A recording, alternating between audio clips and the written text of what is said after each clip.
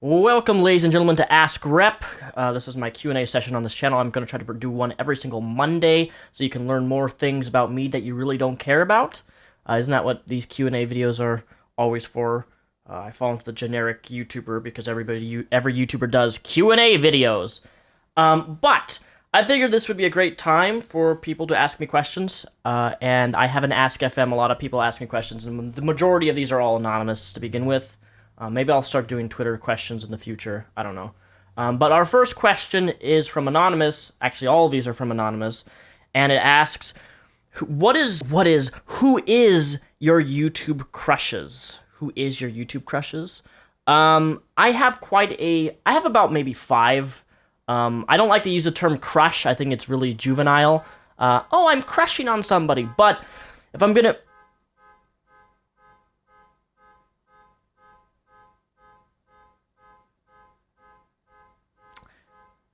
Wow. Can this stop, please? Stop your horn. Perks of living in an apartment. Thank you. Sorry. One of my YouTube crushes, I'm just gonna say one. Fuck, I don't like using the term crush. Kylie Watkins, I think that's how I say her name. Kylie. I know her name's Kylie. Watkins. She actually makes YouTube videos. And she's a vegan. Believe it or not. I know that's shocking that I would like somebody who's a vegan. Actually, I have nothing against veganism, despite some of my previous videos years ago on this channel and my stances on the issue of eating bacon and stuff like that. I actually don't even eat pork anymore. I rarely eat red meat. I primarily eat fish and chicken specifically and only. Like, I eat beef maybe once a month because I've been really trying to change my diet choices, and I've been trying to eat healthier and live healthier. And yeah, definitely one of my YouTube crushes. Why do I cringe every time I say crush? Kylie Watkins. She makes great vegan videos on what she eats in a day, which has really inspired me and to eat healthier. Among a lot of other people have inspired me to eat healthier, but she's definitely the main ones. For some reason, I just like watching her vegan videos. They're very interesting to me, and I like to see what people eat, specifically in the diet of veganism. I've been slowly moving myself away from red meat. It's been a slow process, but it's been working. It's not something I don't need to. I haven't eaten pork once this year. That's been very hard for me to do, but I've succeeded in doing it. And I eat beef maybe once a month, twice a month at most, if not even that. Next question is, why do you support the legalization of marijuana? I support the legalization of marijuana for a lot of different reasons. One, Colorado is a state where you've seen how much money they've made off taxing marijuana and how much they've been able to pay for schools that were shitholes. They've made so much money through taxing marijuana, they had to pay back taxes to the citizens. That's one reason, is taxes. You know, if the state of California legalized marijuana, they would make millions of dollars. They probably wouldn't even be in this the financial crisis and situation they are right now. If the entire United States legalized marijuana, we would be in an amazing position financially. Maybe we could even get rid of our fucking debt that we're been suffering in for years upon years upon years. The legalization of marijuana, marijuana has been shown to kill cancer cells. There's a lot of benefits to smoking marijuana. So marijuana helps with PTSD. You know, the VA is a shithole. Our veterans kill themselves all the fucking goddamn time. So no wonder veterans want to have the legalization of marijuana, because it's a cheaper treatment that they can get because the VA doesn't even help them for the problems that they actually have. So, like, the VA doesn't do anything for the most part. There's always... So, legalization of marijuana, it will help our veterans, specifically with post-traumatic stress disorder, something that is huge in the veteran community, something that veterans need, and marijuana can help that. Marijuana has been shown to help with joint pain. My mom uses marijuana cream on her joints because she has terrible arthritis, to where she can hardly even move her joints on her hands and fingers, and she rubs the oil on her skin, and it helps her be able to move like a normal person. Marijuana has been shown to help people with autism and Asperger's. Specifically, people who have seizures and go through like those, those seizure things, and they're having these seizures, and then they rub it on their neck, and then the seizure just stops. I could go on a massive list of why I'm in favor of legalizing marijuana, not just for the fact that it gets you high, but the fact that there are so many different health benefits for it, and that can help people in many, many, many, many, many different ways. And if you're not for the legalization of marijuana, I think there's something seriously wrong with you. So there you go. My rant done on legalization of marijuana. I'm in full support of it. There's nothing anybody could say that would change my mind on not legalizing it. Next question is, where do you want to be in the next 5 years? Next 5 years, I'll be 29 years of age. I definitely want to have my own house by then. I've been looking at houses now, but the house market is really not cheap in Washington State. Ideally, I want to have my own house. I want to have another dog, because my other dog's about to hit the haystack. She's like 13 years old. I have 2 dogs right now, but I love them to death. But I want to have it, when I get my own place, I want to have at least 3 or 4 dogs. I want to have a backyard to where they can run around, not live in an apartment like I'm taking care of them right now in this 900 square foot apartment, which I'm paying $1,300 a month for, and all my money is just going towards fucking rent, and it doesn't go towards anything I own.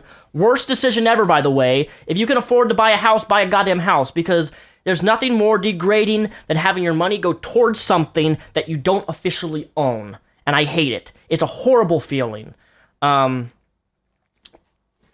Side point. Next question. And I want a really big garden. I love gardening. God, that sounds so stupid saying that. I love gardening. I want to grow my own vegetables. I want my own vegetable garden. I want a backyard where I can have my 4 dogs run around and I can play with them every goddamn morning. That's the ideal where I want to be in 5 years. Have my own place and not do YouTube anymore. But who knows? Maybe if my YouTube blows up one day, which will never happen, maybe I'll do YouTube for the rest of my life. But as of right now, YouTube is not the financial crux that it used to be for me. Next question. What level are you on Pokemon Go? I am level 20 on Pokemon Go. I like Pokemon Go a lot, but in my specific location, it's really shitty for getting Pokemon, so I don't really play it all that often, with the exception of when I go out on a trip or go to Seattle or whatever. Sadly enough, I would actually be probably higher in Pokemon Go, but I just don't have... I'm not going to drive to Seattle just to play Pokemon Go. If I'm going to Seattle, sure, I'll play it, but otherwise, it's a fun game, but I don't have the motivation to go out to, 30-minute drive to find Pokemon.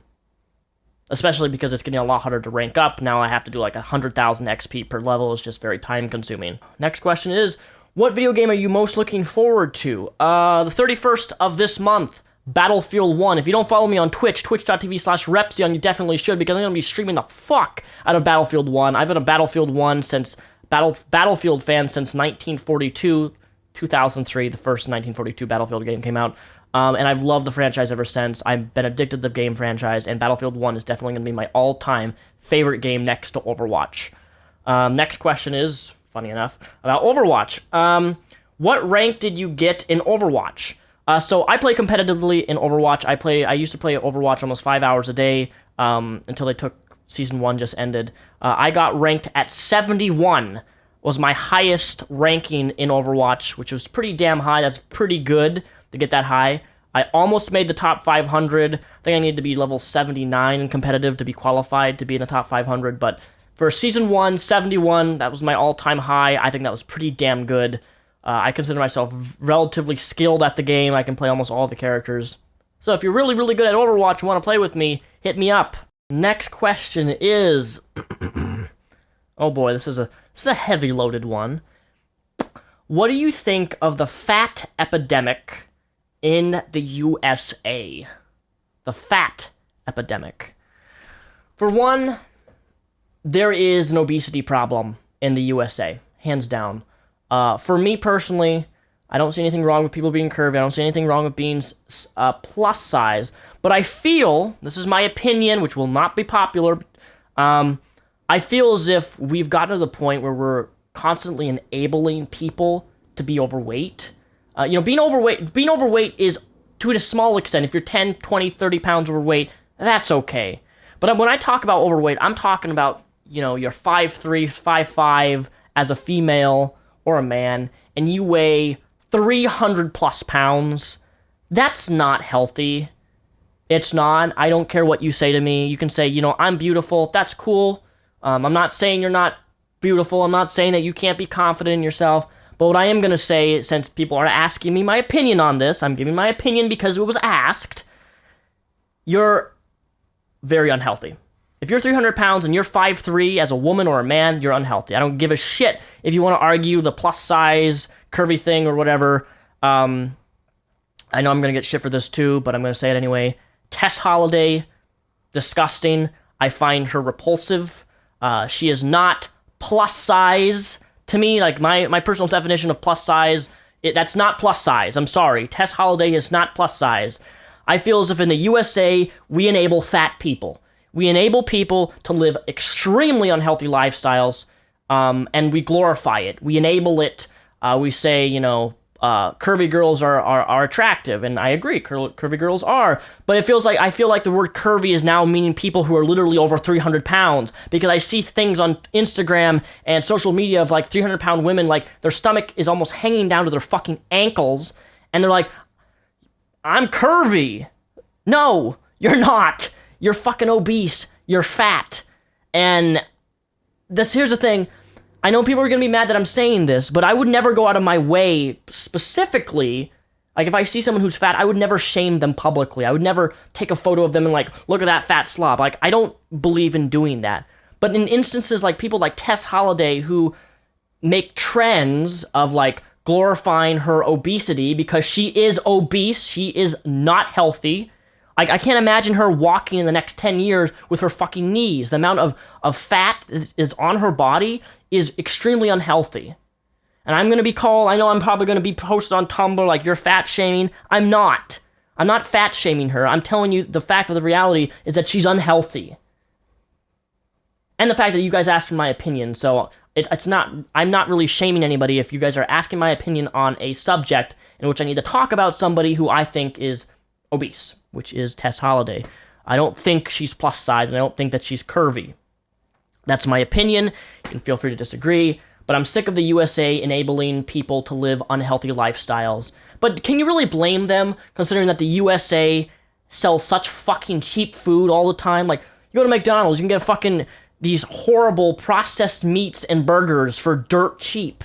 When you have something that's so cheap, of course, people are going to flood to that, and the chemicals and the stuff that they use and preservatives are so addicting that people get hooked on it. And then they go to McDonald's every day and fucking eat McDonald's. And no wonder that fucking weight epidemic is so large in the USA. So those are my opinions on that. Go ahead and get angry at me. I like curvy women, and I even say that I to an extent, I like plus size, as long as it's not, plus size is not conflated with people who are actually extremely overweight by 150 pounds. Because I feel like the word plus size in general is very subjective. People think that plus size is all these different weights, like she's 150 pounds, oh, that's plus size. Which I would kind of argue probably is, depending on her height and, her weight.